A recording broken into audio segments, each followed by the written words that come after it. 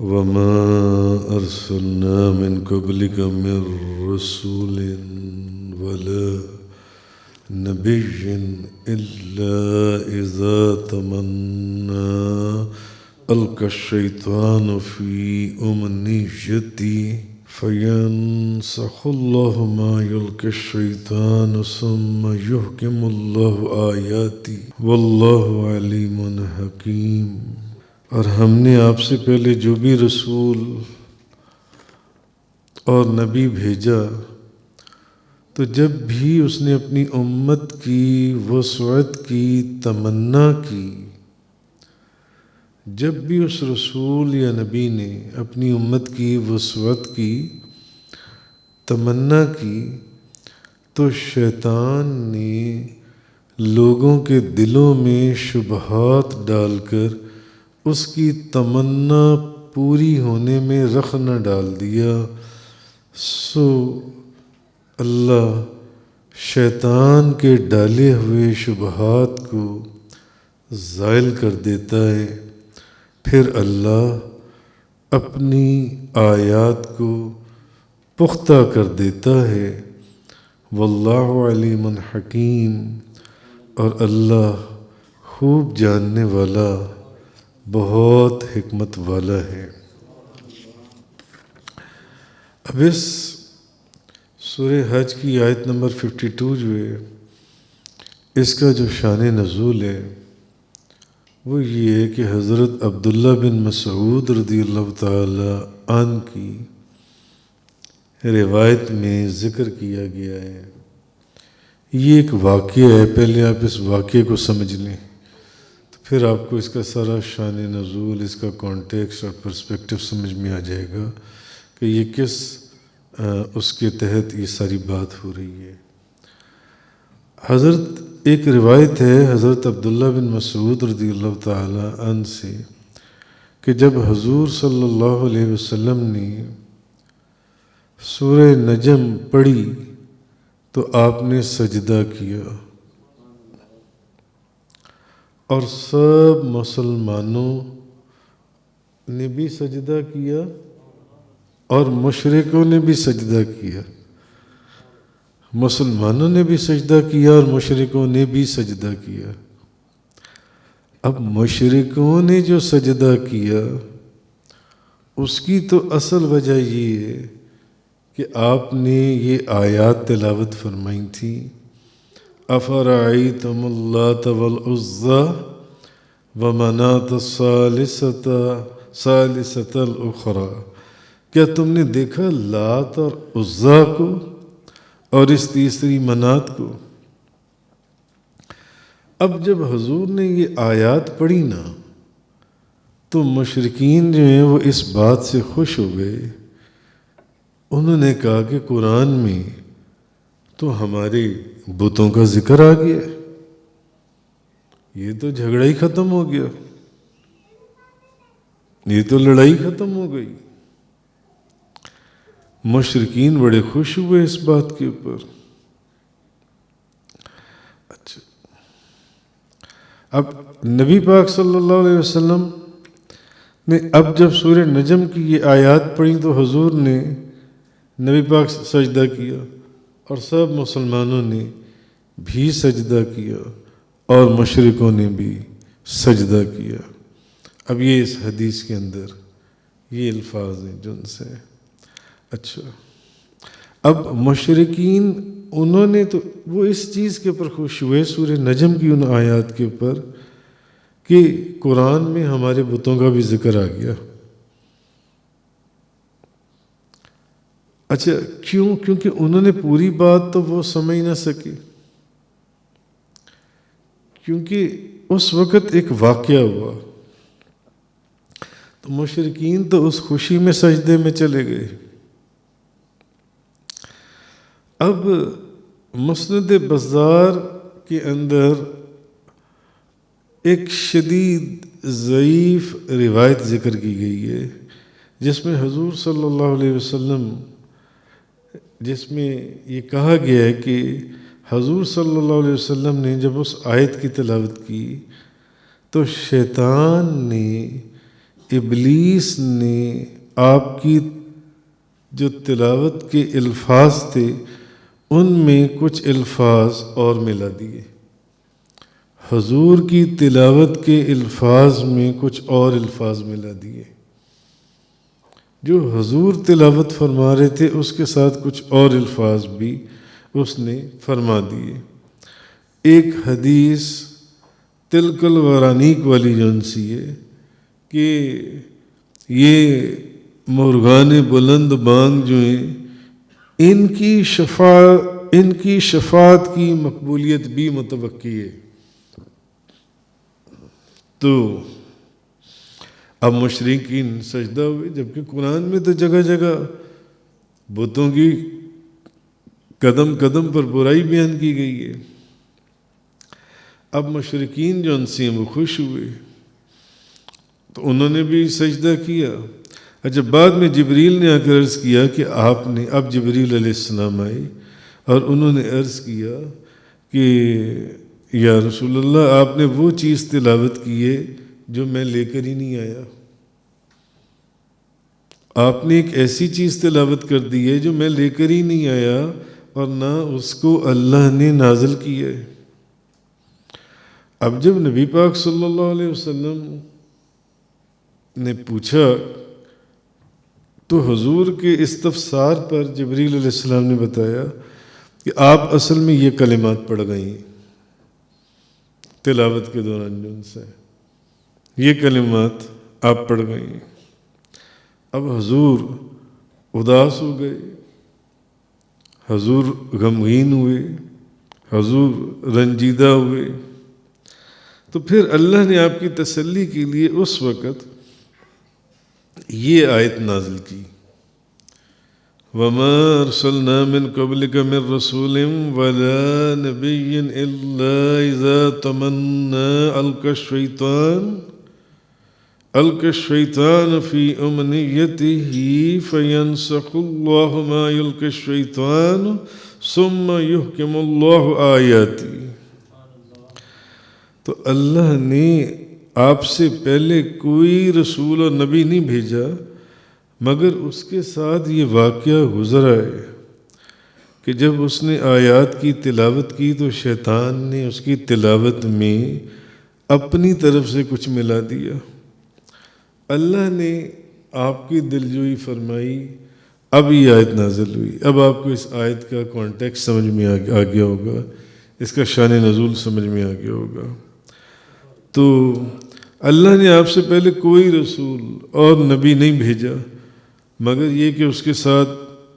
یہ واقعہ گزرا ہو کہ جب اس نے آیات کی تلاوت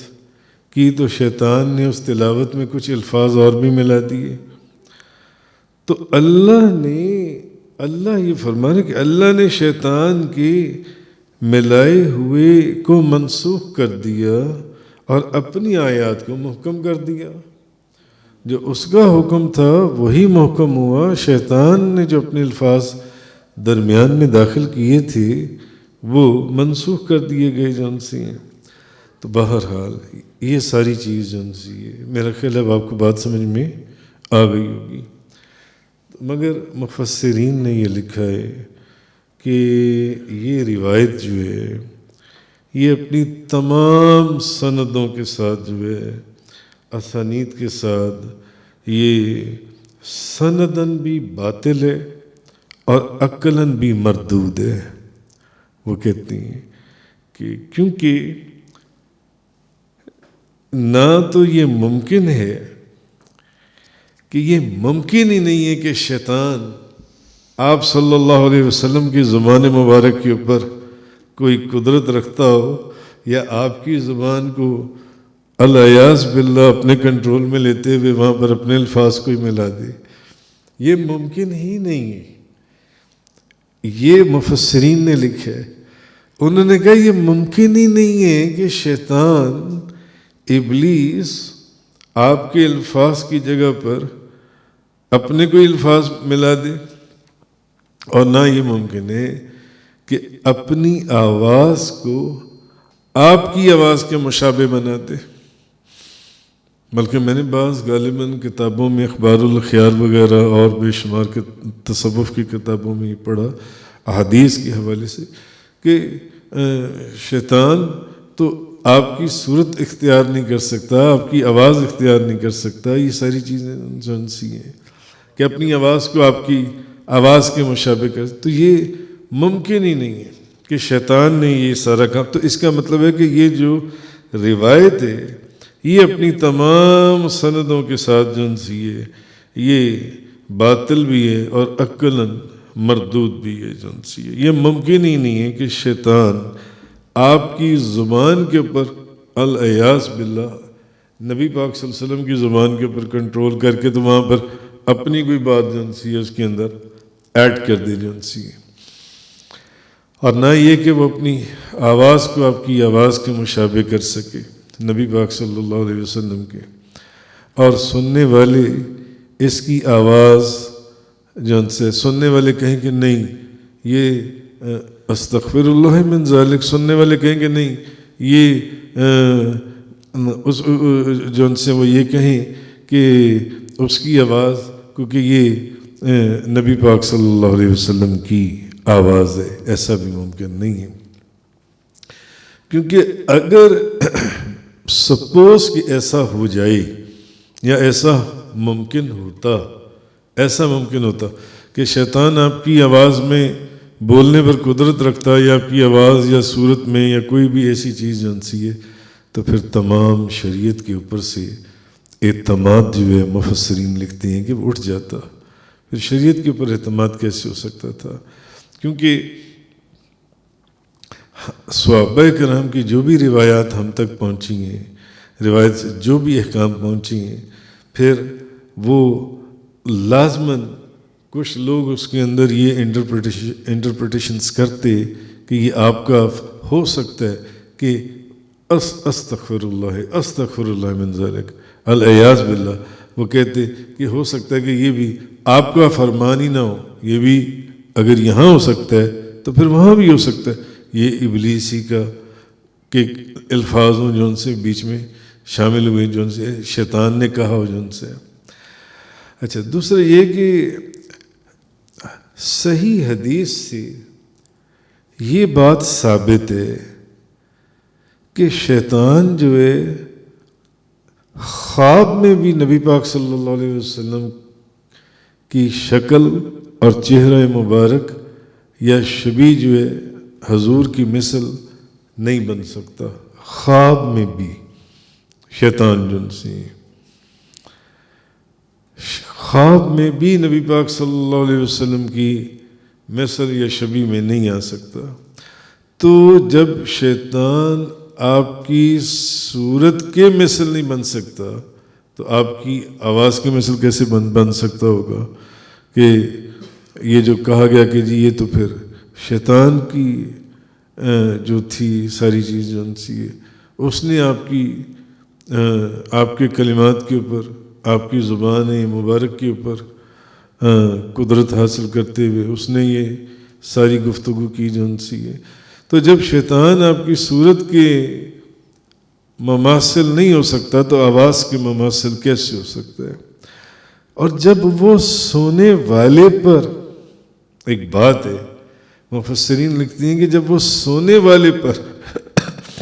اس چیز کا اشتباہ نہیں ڈال سکتا، حالانکہ وہ سونے کی حالت میں اس کیفیت کا مکلف بھی نہیں ہے، تو بیدار کے اوپر وہ کیسے جن سے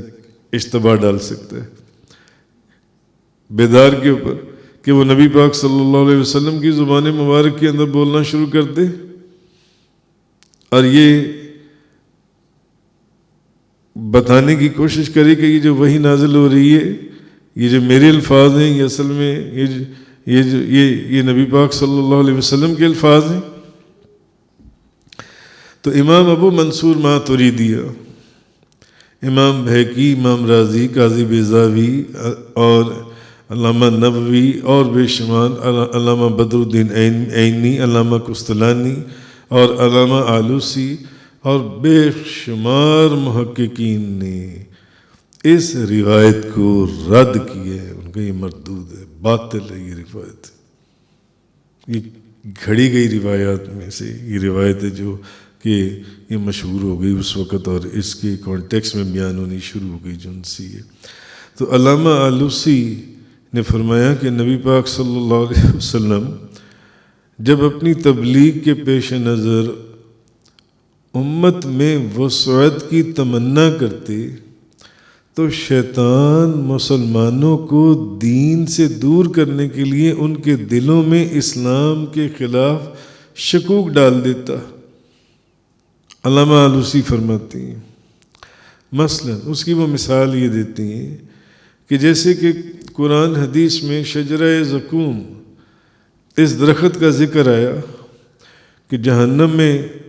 جس درخت کا ذکر ہوا تو وہ مسلمانوں کو توڑنے کے لیے وہ ان کے دلوں میں یہ شکوک اور شک ڈالتا کہ درخت تو لکڑی کا ہوتا ہے، بتاؤ تم اس قرآن کے اوپر یقین کیے بیٹھے ہو، تم یعنی نبی پاک صلی اللہ علیہ وسلم کی باتوں کے اوپر یقین کر رہی ہو، بتاؤ درخت تو لکڑی کا ہوتا ہے اور جہنم آگ سے بھری ہوئی ہے، تو لکڑی کے درخت کا آگ میں کیا کام ہے؟ ہونا ہی تھا تو یہ درخت جو ان سے ہے یہ کانٹے دار درخت باہر کہیں ہوتا ہے جس کا ذکر قرآن حدیث میں آ رہا ہے۔ تو یہ وہ فرماتے ہیں یہ شیطان مسلمانوں کے دلوں میں ایسے شکوک ڈالتا تھا، لوگوں کے دلوں میں مسلمانوں کو دین سے دور کرنے کے لیے کہ وہ سوچتے تھے، یعنی ان کے دلوں میں ایسی باتیں ڈالتا تھا کہ ان کے دل میں وہ اسلام سے دور ہو جائیں کہ دیکھو نا بھئی درخت تو لکڑی کا ہے، تو لکڑی کے درخت کا جہنم میں کیا کام ہے؟ جہنم میں اس کا کیا کام ہے؟ یا اسی طرح جیسے کہ قرآن کریم میں سورۃ الانبیاء میں آپ پڑھ آئی ہیں، تم اور اللہ کے سوا تمہارے معبود سب جہنم کا ایندھن ہے، کہ اچھا تم اور اللہ کے سوا تمام معبود سب جہنم کا ایندھن ہے، تم اور اللہ کے سوا تمہارے معبود سب جہنم کا ایندھن ہے۔ تو بھئی پھر عیسیٰ علیہ السلام اور حضرت عزیر علیہ السلام کی بھی تو عبادت کی گئی تھی، تو مسلمانوں کے دلوں میں یہ شکوک ڈالتا کہ اس سے ثابت ہو گیا کہ پھر حضرت عیسیٰ علیہ السلام اور حضرت عزیر علیہ السلام وہ بھی جہنم کا ایندھن ہے، معاذ اللہ، استغفر اللہ۔ تو علامہ آلوسی فرماتے ہیں یہ ابلیس کا کام ہے کہ وہ مسلمانوں کو اسلام سے دور کرنے کے لیے کہ دیکھو جہنم میں درخت کا ذکر کر رہا ہے تمہارا خدا اور تمہارا نبی، آگ کے اندر درخت کا کام کیا، تم اور تمہارے اللہ کے سوا جو معبود ہیں یہ سب جہنم کا ایندھن ہے۔ تو عبادت تو پھر حضرت عیسیٰ علیہ السلام کی بھی لوگ کرتے تھے، عزیر علیہ السلام مان لو پھر وہ بھی جہنم کا ایندھن ہے۔ اس طریقے سے وہ ان کو اسلام سے دور کرتا تھا جو ان سے، اس طرح کی کئی اور مثالیں جو ان سے ہیں۔ بہرحال امام بزار اپنی سند میں یوسف بن حماد، امیہ بن خالد، شعبہ، ابو بشر، سعید بن جبیر کے ساتھ حضرت ابن عباس سے روایت کرتی ہیں کہ نبی پاک صلی اللہ علیہ وسلم مکہ میں تھے تو آپ نے سورہ نجم پڑھی۔ اب جب اس آیت پر پہنچے جہاں اس نے الفاظ ساتھ ملا دیے تھے تو نبی پاک صلی اللہ علیہ وسلم کی زبان پر یہ تلک الغرانیق والے جو ان سے الفاظ ہیں جو ان سے ہیں، یہ مرغان بلند بانگ، ان کی شفاعت متوقع ہے۔ حضرت ابن عباس کہتے ہیں کہ مشرک جو لوگ تھے وہ یہ سن کر خوش ہو گئے، مشرک خوش ہو گئے اور نبی پاک صلی اللہ علیہ وسلم رنجیدہ ہوئے۔ تو تب اللہ نے یہ آیت نازل فرمائی جس آیت کا آج بیان ہے اور چل رہا ہے کہ ہم نے آپ سے پہلے جب بھی کوئی نبی یا رسول بھیجا تو اس کے ساتھ یہ ہوا ہے کہ جب اس نے تلاوت کی تو شیطان اس کی تلاوت میں کچھ القاء کر دیتا، پھر اللہ شیطان کے القاء کو مٹا دیتا اور اپنی آیات کو پختہ کر دیتا. اور مفسرین نے ایک بات اور بھی لکھی کہ سپوز کہ اگر یہ روایت صحیح بھی ہوتی تو یہ واقعہ ایک اتنا عجیب و غریب واقعہ تھا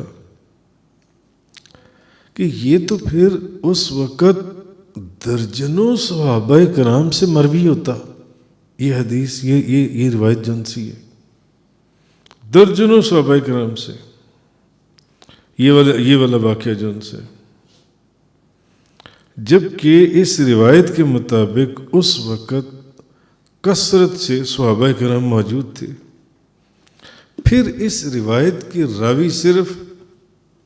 ابن عباس ہی کیوں ہے؟ ایک بندہ کیوں ہے؟ اگر سمجھ لو، سپوز کر لو کہ یہ واقعہ صحیح ہے، یہ روایت صحیح ہے، تو مفسرین لکھتے ہیں کہ پھر تو یہ درجنوں، جیسے کہ ایک ایک حدیث کے کئی سندوں سے، کئی روایتوں سے، کئی حضور کے جو صحابی تھے ان سے روایت کی گئی ہے. اور پھر اس جیسی حدیث اور اس جیسی روایت، وہ تو پھر درجنوں لوگ اس کو روایت کرتے، تو اس کو روایت کرنے والا صرف ایک بندہ ہی کیوں تھا؟ تو اس سے بھی یہ بات ثابت ہوتی ہے کہ یہ روایت تھی ہی باطل اور مردود، اس کی کوئی اصل نہیں تھی جو ان سے ہے. تو پھر صرف اس کو ابن عباس سے کیوں روایت کرتے؟ اچھا، دوسرا مفسرین کہتے ہیں کہ یہ واقعہ جو ہوا تھا یہ ہجرت سے پہلے کا واقعہ ہے، اور ہجرت کے وقت حضرت ابن عباس کی عمر 3 سال کی تھی. یہ واقعہ کس وقت کا ہے؟ ہجرت سے پہلے کا واقعہ ہے. اور ہجرت کے وقت نبی پاک ہجرت کے وقت جو ان سے حضرت ابن عباس کی عمر کتنی تھی؟ صرف 3 سال. تو کیا اس مفسرین یہ لکھتے ہیں کہ کیا اس 1 یا 2 سال کی عمر میں حضرت ابن عباس نے اس واقعے کا مشاہدہ کیا تھا اور اس کو وضع کر کے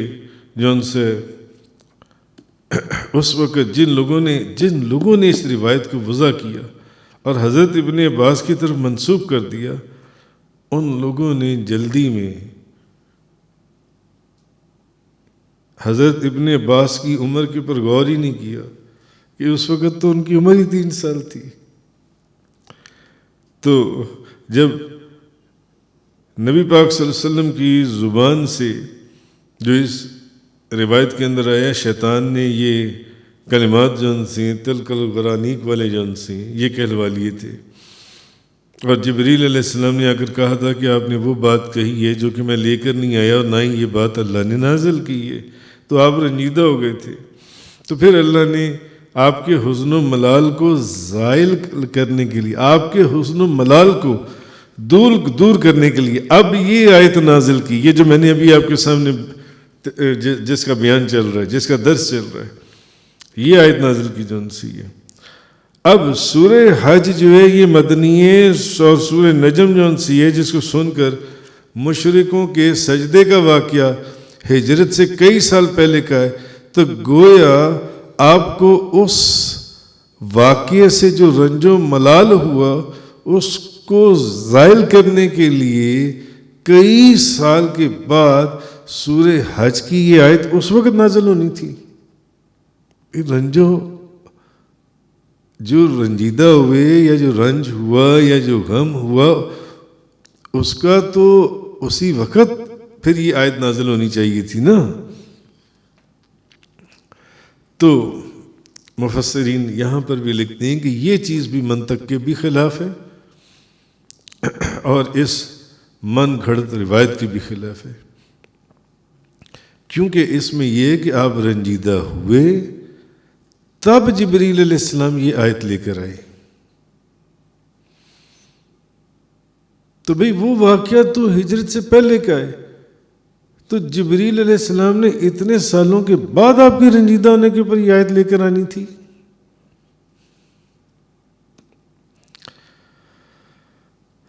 اور ایک چیز یہ کہ امت کا اس بات پر اجماع ہے، امت کا، کہ قرآن مجید کو پہنچانے میں نبی کریم صلی اللہ علیہ وسلم سے عمدن یا خطأً یا نسیاناً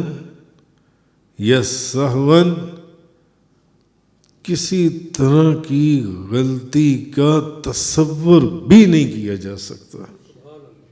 قرآن مجید کو پہنچانے میں۔ اس لیے ماننا پڑے گا کہ یہ روایت جھوٹی، باطل اور مردود روایت ہے، کہ بقول اسی روایت کی کہ نبی پاک صلی اللہ علیہ وسلم سے الیاذ باللہ یہ کلمات صادر ہو گئے، نہیں، ایسا ممکن ہی نہیں ہے۔ عمدن بھی، خطأً بھی، نسیاناً بھی، بھول کر بھی، سہواً بھی کسی طرح غلطی کا تصور بھی نہیں کیا جا سکتا۔ اور یہ کہ نبی پاک صلی اللہ علیہ وسلم پر شیطان کسی طرح کا معاذ اللہ الیاذ باللہ جبر یا کوئی تسلط یا کوئی ایسی چیز نہیں، تو صحیح حدیث ہے۔ آپ کا خواب میں آپ کے چہرے کو یا آپ کی شبیہ نہیں بن سکتا، آپ کی آواز نہیں بن سکتا، تو جاگنے والوں کے سامنے کیسے بن سکتا ہے؟ جبکہ خواب میں تو بندہ مکلف بھی نہیں ہے اور جاگنے میں تو بندہ مکلف ہے، کیسے یہ ممکن ہے؟ تو یہ کیسے ہو سکتا ہے کہ شیطان نے یہ کلمات آپ سے کہلوا لی ہوں؟ بہرحال یہ دلائل عقلیہ اور نقلیہ سے محال ہے۔ تو اور پھر مفسرین نے یہ بھی لکھا ہے کہ سپوز کہ اگر ایسا ہوا ہی ہوتا، تو جیسے کئی ایسے واقعات ہوئے تھے اس وقت، تو پھر بہت سے مسلمان جو اس وقت تھے وہ مرتد ہو جاتے، مگر ایسا نہیں ہوا، ایسا کہیں کوئی منقول نہیں ہے جن سے۔ تو قاضی ایاز مالکی وہ لکھتی ہیں کہ اس روایت کو مصنفین کتب صحابہ سے تو کسی نے نقل ہی نہیں کیا۔ سب سے بڑی بات یہ، کسی نے نقل ہی نہیں کیا اس روایت کو جو ان سے۔ ہاں، اس روایت کو ان لوگوں نے ضرور انہوں نے ذکر کیا جن کو غلط قسم کی باتیں جمع کرنے کا شوق ہوتا ہے، اور غلط اور سلط باتیں جو ان سے ہیں وہ اپنی کتابوں میں لکھ دیتے ہیں جو ان سے۔ اور پھر قاضی ایاز مالکی نے اس کے راویوں کی فنی کمزوریاں بڑی ڈیٹیل سے بیان کی ہیں اس روایت کی جن سے، اور کثرت کے ساتھ ان دلائل کو بیان کیا ہے کہ نبی پاک صلی اللہ علیہ وسلم کی زبان پر شیطان کا تسلط محال ہے اور یہ ممکن ہی نہیں ہے، اور وہ بھی قرآن مجید کو پہنچاتے ہوئے ممکن ہی کسی صورت بھی قرآن کا پہنچانا ہو یا پہنچانا نہ ہو کہ آپ کی زبان کے پر شیطان کو کسی قسم کا جبر یا تسلط ممکن ہی نہیں ہے جو ان سے ہے۔ تو اور پھر قاضی ایاز مالکی فرماتے ہیں اگر ایسا ہوتا تو پھر مشرکین اس وقت مسلمانوں کا قدم قدم پر مذاق اڑاتے کہ یہ دیکھو یہ کیا ہوا ہے۔ مشرکین مذاق اڑاتے یہ تمہارے نبی نے دیکھو کیا کیے، الفاظ کون سے بیچ میں داخل کر دیں، شامل کر دیں، مگر ایسا کہیں بھی منقول نہیں، کسی روایت میں نہیں ہے جن سے۔ تو منافق جو لوگ ہیں یہ نبی پاک صلی اللہ علیہ وسلم کی نبوت کے اوپر طعنہ زنی کرتے ہیں، اور اس سے بھی پھر قاضی ایاز مالکی بھی لکھتے ہیں، وہ کہتے ہیں پھر کئی جو ضعیف القلب جو لوگ ہوتے ہیں، جو ضعیف القلب مسلمان وہ مرتد ہو جاتے ہیں جو ان سے، وہ کہتے ہیں شیطان نے القاء ضرور کیا ہے لیکن نبی پاک صلی اللہ علیہ وسلم پر نہیں کیا۔ ہاں، ان بعض غافل محدثین، اور وہ بھی صحابہ سے نہیں ہے سارے جو ان سے، جنہوں نے ضعیف مسلمانوں کے دین میں خلل ڈالنے کے لیے شیطان سے یہ روایت سنی، ان لوگوں نے یہ روایت ضرور سنی ہوگی اس سے، یہ من گھڑت روایت جو ان سی ہے کہ وہ اپنی آواز کو ایسا کر لیتا ہے اور حضرت عبداللہ ابن عباس کی طرف منسوب کرتے ہوئے انہوں نے اس کو پھیلا دیا ان بعض لوگوں نے جو ان سے. تو یہ چیز اس آیہ کریمہ کا جو سارا وہ تھا. اب آپ کو اس کی ساری سمجھ میں آ گئی ہوگی کہ وما ارسلنا، اور ہم نے آپ سے پہلے جو بھی رسول، من قبل کا من رسول، جو بھی رسول ولا نبیش، جو بھی رسول اور نبی بھیجا، الا اذا تمنا القى الشیطان فی امنیتہ، تو جب بھی اس نے اپنی امت کی وسعت کی تمنا کی تو شیطان نے لوگوں کے دلوں میں شبہات ڈال کر اس کی تمنا پوری ہونے میں رخنہ ڈال دیا. فَيَنْسَخُ اللَّهُ مَا يُلْقِي الشَّيْطَانُ ثُمَّ يُحْكِمُ اللَّهُ آیَاتِهِ. سو اللہ شیطان کے ڈالے ہوئے شبہات کو زائل کر دیتا ہے، پھر اللہ اپنی آیات کو پختہ کر دیتا ہے، اور اللہ خوب جاننے والا، بہت حکمت والا ہے. واللہ علیم حکیم. وآخر الدعوانا ان الحمد للہ رب العالمین. تفسیر قرآن کا یہ لیکچر انگلش میں سننے کے لیے براہ کرم ڈسکرپشن میں موجود لنک پر کلک کریں.